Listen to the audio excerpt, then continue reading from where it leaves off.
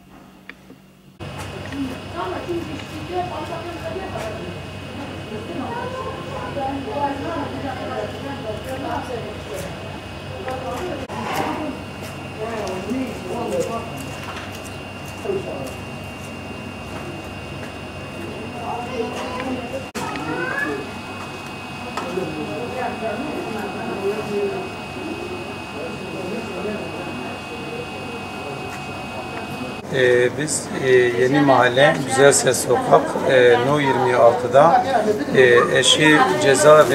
eşi cezaevinde olan bir bayan kardeşimizin 2 çocuğuyla beraber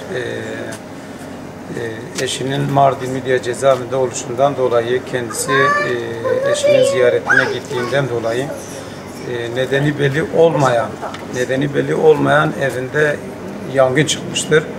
Yangına müdahale itfaiye ekibi tarafından yapılmış ve evinin eşyalarının çok yandığı, içinde eşyanın kalmadığını ve gerçekten de mağdur bir aile. Zaten kendisi de ben kira almıyorum, ev sahibiyim ama kira almıyorum. Kira şeyi yok yani ama hayırseverlerden ona bir yardım elinin uzanması diliyoruz. Gerçekten durumu düşük olan bir ailemizdir. 2 çocuğu var. Şu anda ev kullanılmaz halde. Yardımseverlerden bir el uzatmalarını bekliyoruz. Teşekkür ediyoruz.